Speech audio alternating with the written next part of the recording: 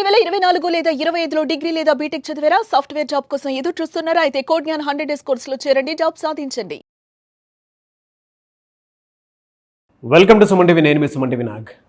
కర్మ సిద్ధాంతం వైదిక్ ఆస్ట్రాలజీ పరంగా చూసుకుంటే ఎన్ని రకాలుగా ఉంటుంది అండ్ ఇది నక్షత్రాల మీద దీని ప్రభావం అసలు ఏ విధంగా ఉంటుంది, ఒక్కొక్క నక్షత్రానికి ఒక్కొక్క రకంగా ఉంటుంది కాబట్టి ఏ విధంగా ఉంటుందనేది ఈరోజు మనతో పాటు వైదిక్ ఆస్ట్రాలజీ ఉమా గారు ఉన్నారు. వారి మాట్లాడి తెలుసుకుందాం.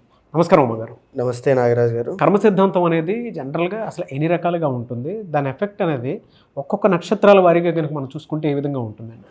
తప్పకుండా అండి. కర్మ అనేటువంటిది ఎప్పుడూ కూడా 3 రకాలుగా చెప్పబడి ఉంది నాగరాజు గారు. సంచిత కర్మ, ప్రారబ్ధ కర్మ, ఆగామి కర్మ. ఇక్కడ ఈ సంచిత కర్మ అంటే ఏంటి అంటే ప్రధానంగా మనము అంటే అర్థం నేనని కాదు, ఎవరైనా కాదు, జీవరాశి, మానవుడు, లేకపోతే ఆ ప్రాణము అని చెప్పచ్చు. ఆ ఆత్మశక్తి ఏదైతే ఉందో అది పూర్వజన్మలో కానీ, ఆ ముందు పూర్వజన్మలో కానీ, ముందున్నటువంటి జన్మల్లో, పాస్ట్ జన్మల్లో కానీ ఎప్పుడైనా సరే ఏదైనా పాపము చేసి ఉంటే అది ఎక్కడికి పోతుంది, అది వాళ్ళ అకౌంట్లో ఉంటుంది. అదే సంచిత కర్మ. దాని ఆధారంగానే ఇప్పుడు నేను ఈ యొక్క శరీరాన్ని ధరించాను, మీరు ఆ యొక్క శరీరాన్ని ధరించారు.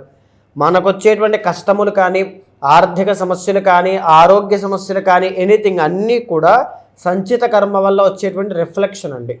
మనం ఇప్పుడు ఏదైనా ఒక కష్టాన్ని ఆర్ సుఖాన్ని కూడా నాగరాజు గారు దేన్ని ఫేస్ చేస్తున్నా దానికి రిఫ్లెక్షన్ కానీ ఇక్కడ వస్తుంది. సో ఇక్కడ ఫర్ ఎగ్జాంపుల్ ఆ సంచిత కర్మ యొక్క ప్రాబ్లం వల్ల మనకి ఒక ఆకలి అనేటువంటి ఒక సమస్య వచ్చి పడిందండి. మనకి సమయానికి ఆహారం దొరకలేదు, ఆకలి అనేటువంటి సమస్య వచ్చి పడింది.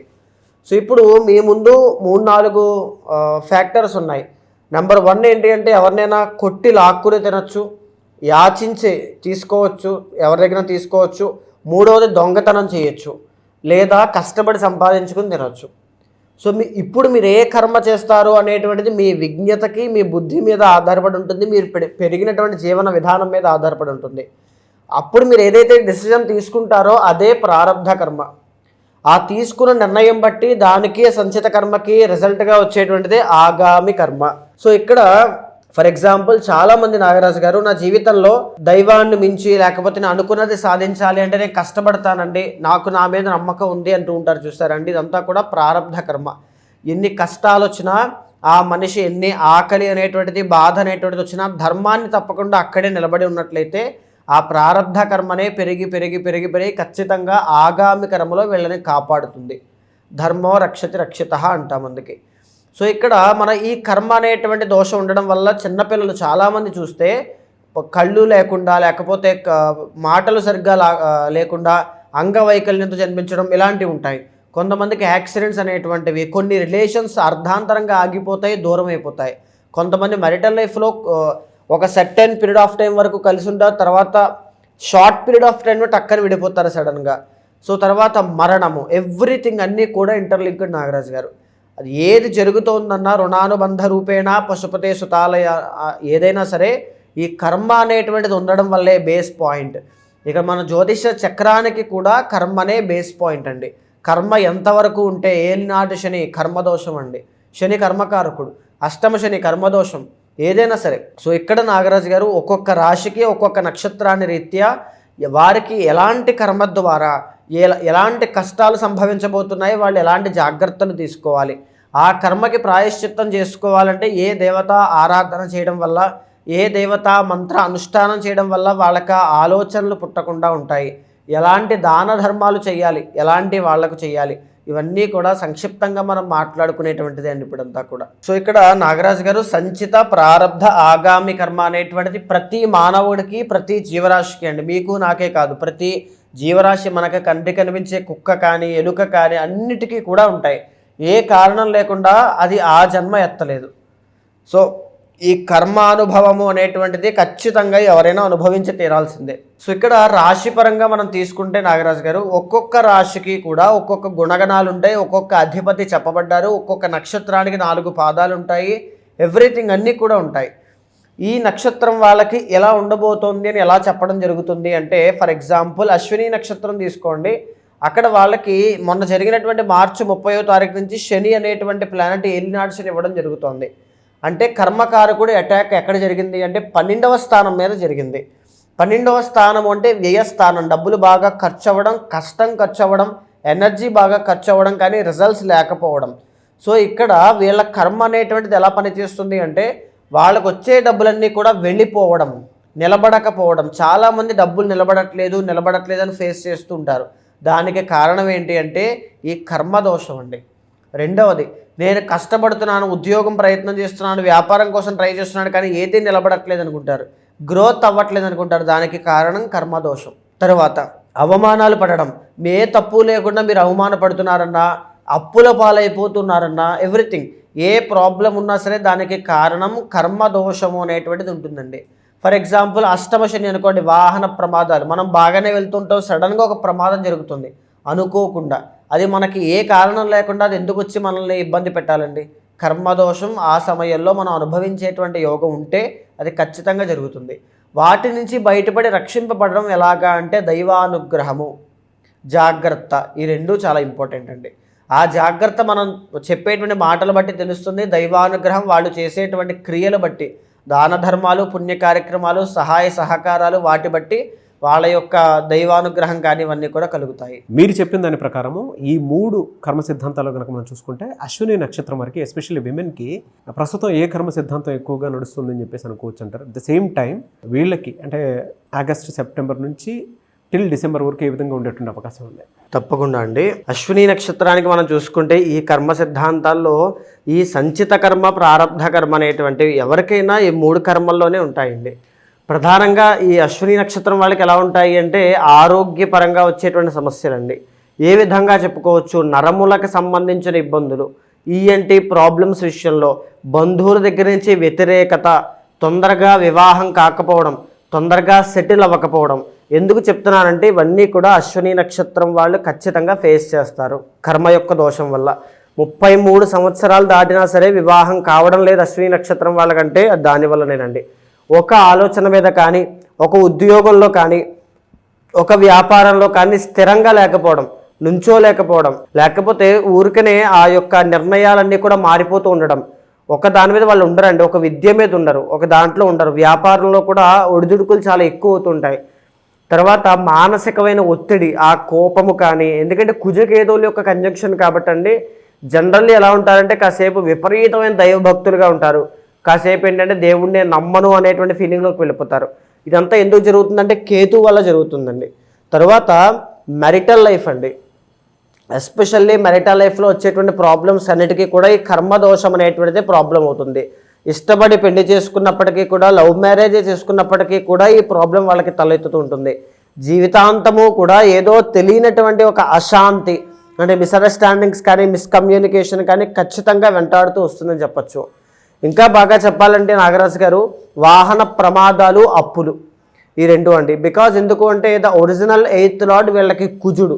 దీనివల్ల ఏం జరుగుతుందంటే అప్పులు పాలైపోవడం, అంటే ఇంకా అప్పు తీసుకోవడం, ఒక అప్పు పోర్చడానికి ఇంకొక అప్పు, అలా ఇలా చేస్తూనే ఉంటారనమాట ఈ కుజుడి యొక్క దోషం వల్ల. మీ జాతకంలో కుజుడి యొక్క బలం ఉంటే దీన్ని ఓవర్కమ్ చేస్తారు. అంటే మనం మాట్లాడుకునేటువంటిది బ్లూ ప్రింట్ కాబట్టి అండి. తర్వాత ఏంటి అంటే వాహన ప్రమాదాలు నాగరాజు గారు, అంటే ఈ ముఖానికి సంబంధించిన గాయాలు కానీ, కాళ్ళకి సంబంధించిన గాయాలు కానీ, ఇలాంటివన్నీ కూడా చాలా ఎక్కువ ఉంటాయండి. రక్తదోషము, చర్మదోషములు, దంతదోషములు, ఇలాంటివన్నీ కూడా చాలా ఎక్కువ అవుతూ ఉంటాయి. ప్రధానంగా చెప్పాలి అంటే ఫైనాన్షియల్లీనే ఎక్కువగా స్ట్రగుల్ అవుతారని చెప్పచ్చు. ఒక పక్క అప్పులు, 12th లార్డ్ గురుడు అవ్వడం వల్ల ఏంటంటే లోన్స్ కానీ, ఈఎంఐస్ కానీ, వాటి వల్ల వచ్చేటువంటి ఇబ్బందులు కానీ చాలా ఎక్కువగా ఉంటాం. సో ఈ రకమైన ప్రాబ్లమ్స్ అన్నీ కూడా అశ్విని నక్షత్రానికి చాలా ఎక్కువగా కనబడతాయండి. అండ్ ప్రధానంగా ఎప్పుడు నడిచేటువంటి దశల్లో కూడా మనం చూస్తే అండి వీళ్ళు ఏలినాటి శని అనేటువంటి ఒక దశను ఇబ్బంది పెడుతూ ఉన్నారు. ఎప్పటి నుంచి పడుతూ ఉన్నారంటే మార్చి 30వ తారీఖు దగ్గర నుంచి ఏలినాటి శని వీళ్ళకి ప్రారంభమైంది. 7.5 సంవత్సరాల పాటు ఉండేటువంటి ఈ యొక్క ఏలినాటి శనిలో మొదటి పాదము అనేటువంటి దాంట్లో వీళ్ళు ఉన్నారండి. దీనివల్ల కష్టపడతారు కానీ ఫలితాలు రావు. నా తప్పు లేదు, నేను కష్టపడుతున్నాను అనేటువంటి ఫీలింగ్ ఉన్నా ఖచ్చితంగా మీ ప్రయత్న బలాన్ని ఇంకా పెంచాలండి. రెండవది ఏంటి అంటే loss of money, loss of thoughts, loss of energy. So అన్నీ కూడా వ్యయం అయిపోవడం, అంటే బూడిదలో పోసిన పన్నీర్లా అయిపోవడం, ఇలాంటివన్నీ కూడా ఎక్కువగా జరుగుతూ ఉంటాయి. సో వెరీ కేర్ఫుల్గా ఉండాల్సినటువంటి సమయం అన్నమాట. ఈ టైంలో జాగ్రత్త తీసుకోకపోతే నెక్స్ట్ వచ్చేటువంటి ఫేస్ అయినటువంటి జన్మశనిలో ఆరోగ్య సమస్యలు అనేటువంటివి చాలా ఎక్కువ అవుతాయి. ఇక రెండవది నాగరాజు గారు, ఈ యొక్క వీళ్ళకు ఉండేటువంటి సంచిత కర్మ వల్ల వీళ్ళు పడేటువంటి బాధ అంటే ఎలా ఉంటుంది అంటే జీవితంలో అశ్విని నక్షత్రం వాళ్ళు ఎర్లీ సక్సెస్ అనేటువంటి చూడడం చాలా కష్టం అవుతుంది. లేట్గా 30 ఇయర్స్ 35 ఇయర్స్ 40 ఇయర్స్ దగ్గర నుంచి వీళ్ళ సక్సెస్ అనేటువంటిది బాగుంటుంది. ఏ గ్రహదశలో వీళ్ళకి బాగా కలిసి వస్తుందో కూడా చెప్పొచ్చండి. వీళ్ళ జీవితంలో రవి మహాదశ చంద్ర మహాదశ ఈ 2 మహాదశలు యోగించినప్పుడు వీళ్ళ జీవితంలో ఎక్స్ట్రాడినరీ టర్నింగ్ పాయింట్ అనేటువంటిది వస్తుంది. ఖచ్చితంగా వాటిని యాక్టివేట్ చేసుకునే ప్రయత్నం చేయండి అశ్విని నక్షత్రం వాళ్ళు ఎవరు చూసినా సరే.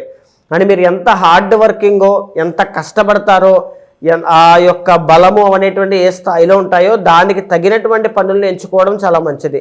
ఏ ఏ వృత్తులు చేసుకోవాలి అనేటువంటిది మనం ఆల్రెడీ వీడియో చేసామండి.